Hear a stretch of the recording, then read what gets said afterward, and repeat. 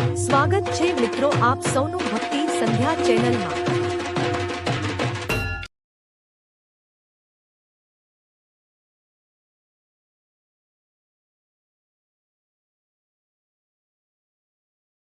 બોલીએ દશા માત કી જય।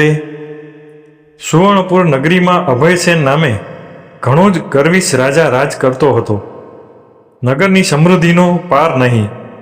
રાજાની ગુણિયલ, સંસ્કારી અને અતિ સુશીલ તથા રૂપવતી રાણીનું નામ અનંતસેના હતું। રાણી ઘણી જ નમ્ર અને ધર્મિષ્ઠ હતી।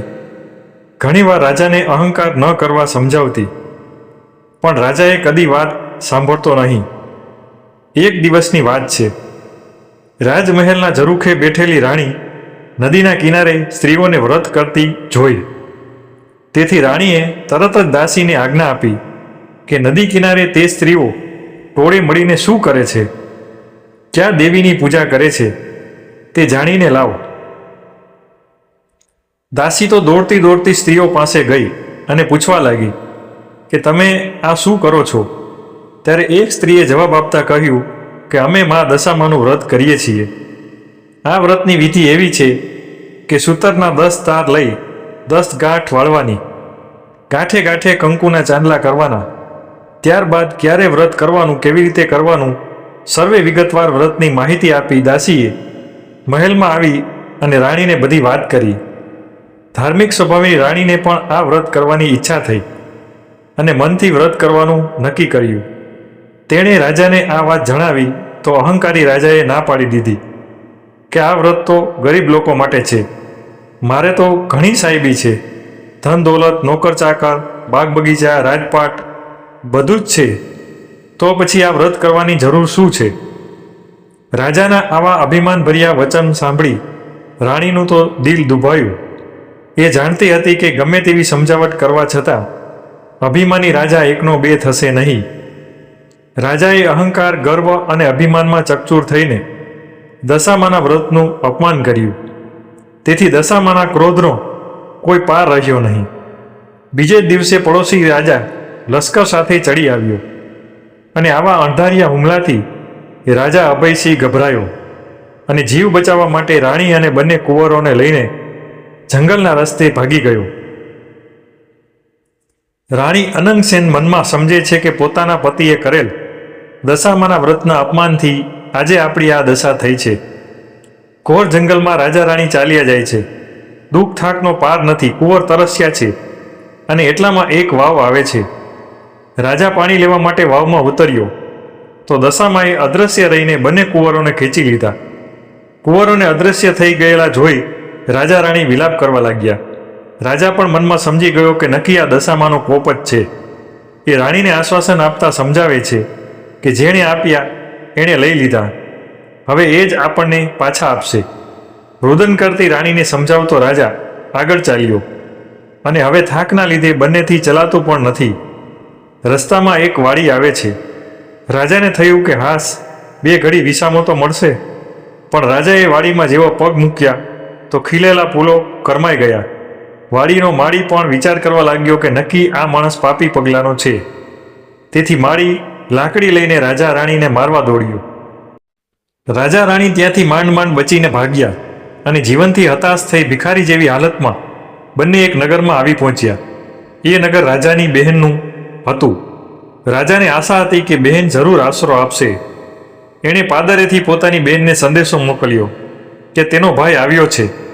બહેને પોતાના ભાઈને એક ગાગરમાં સુખડી મોકલાવી અને સાથે સોનાની સાંકળી પણ મૂકી, પરંતુ સોનાની ગાગર પિત્તળની બની ગઈ અને સુખડી ઈંટના કટકા બની ગઈ અને સોનાની સાંકળીના બદલે ફૂફાડા મારતો કાળો નાગ નીકળ્યો। રાજા વિચાર કરે છે કે મારી સગી બહેન મને મારી નાખવા માટે આવું ન કરે, નક્કી આ પણ દશામાના કોપને કારણે થયું છે। આવો વિચાર કરીને રાજાએ ગાગર ત્યાં જ દાટી દીધી અને રાણીને લઈને આગળ ચાલ્યો। ચાલતા ચાલતા એક નદી આવી। નદીના કાંઠે ચીબડાની વાડી છે। રાજા બે હાથ જોડીને વાડીના માલિકને કરગરવા લાગ્યો કે ભાઈ, 7 દિવસના ભૂખ્યા છીએ, દયા કરીને એક ચીબડું આપ। ખેડૂતો દયા કરી અને એક ચીબડું આપ્યું। રાજાએ નક્કી કર્યું કે આગળ જઈને થોડો વિશ્રામ કર્યા પછી ચીભડું ખાશું અને ભૂખ મટાડશું. એ પૂર્વે બન્યું એવું કે ગામના રાજાનો કુંવર 2 દિવસ પહેલાં રિસાઈને ભાગી ગયો હતો અને તેનો એક સિપાઈ કુંવરની શોધમાં નીકળ્યો હતો. દશામાના કોપના કારણે રાજાના હાથમાં જે ચીભડું હતું એ કુંવરનું માથું બની ગયું અને એ માથા પર સિપાહીની નજર પડતા રાજાને પકડી લઈ તેને નગરમાં લઈ ગયા. નગરના રાજાને બધી જ વાત કરી અને રાજાએ પોતાના કુંવરની હત્યા કરવા બદલ અભયસેનને કાળ કોટડીમાં હુકમ કરી અને બંદીખાનામાં નાખી દીધો. રાજા વગર વાકે કેદ થયો, તેથી રાણી અનંગસેના પર દુઃખનો પહાડ તૂટી પડ્યો. એ રોજ જંગલમાં જતી લાકડાનો ભારો લઈ આવી વેચીને જે પૈસા મળે એમાંથી પેટનો ખાડો પૂરે. આમ દિવસો પસાર થવા લાગ્યા. અષાઢ મહિનાની અમાસ આવી એટલે તે અમાસના દિવસે રાણીએ દશામાના વ્રત શરૂ કર્યા. દશામાના વ્રત 10 દિવસ નકાળા ઉપવાસ કરી માની ભક્તિ કરી રાણી અનંગસેનાની અપાર ભક્તિ જોઈ દશામાનો કોપ શમી ગયો. માએ રાણીને આશીર્વાદ આપતા કહ્યું કે કાલે તને તારો પતિ પાછો મળશે. અને એ જ રાત્રે દશામાએ નગરના રાજાને સ્વપ્નમાં જઈ આદેશ આપ્યો કે તે નિર્દોષ માણસને કેદમાં પૂર્યો છે. તારો કુંવર તો તેના મોસાળમાં લીલા લહેર કરે છે અને કાલે સવારે તને પાછો આવી જશે. સવાર પડતા જ દશામાની કૃપાથી કુંવર પાછો આવ્યો અને રાજાએ જાતે જઈને અભયસેનને બંદીખાનામાંથી મુક્ત કરી અને ક્ષમા માગી. એટલું જ નહીં પણ ખૂબ ધન પણ આપ્યું. રાજા રાણી સુવર્ણપુર આવવા નીકળ્યા. રસ્તામાં બહેનનું નગર આવ્યું. રાજાને પેલી ગાગર જે સોનાની બની ગઈ હતી, ગાગરમાં સોનાની સાંકળ અને સુખડી હતી અને એટલામાં બહેન પણ આવી આગ્રહ કરી અને ભાઈ ભાભીને ઘેર લઈ ગઈ. 2 દિવસ રોકાઈને રાજા રાણી આગળ ચાલ્યા. રસ્તામાં ફરી તે વાવ આવી. જોયું તો વાવના કાંઠે દશામાં વૃદ્ધ ડોશીનું રૂપ ધારણ કરીને બેઠા છે. બંને કુંવરો પણ ત્યાં જ બેઠા છે અને રાજા રાણી તરત જ માતાજીને ઓળખી ગયા અને લાકડીની જેમ માના પગમાં પડ્યા. દશામાએ તેના અસલ સ્વરૂપમાં આવી દર્શન આપતા કહ્યું, રાજા તે અભિમાન આણીને આ મારા વ્રતનું અપમાન કર્યું હતું, તેથી તારા પર હું કોપાયમાન થઈ હતી, પણ હવે તારો ગર્વ ગળી ગયો છે. વળી તારી રાણીએ ભાવથી મારું વ્રત કર્યું છે, તેથી હું પ્રસન્ન થઈ છું. તારું રાજ તને પાછું મળી જશે.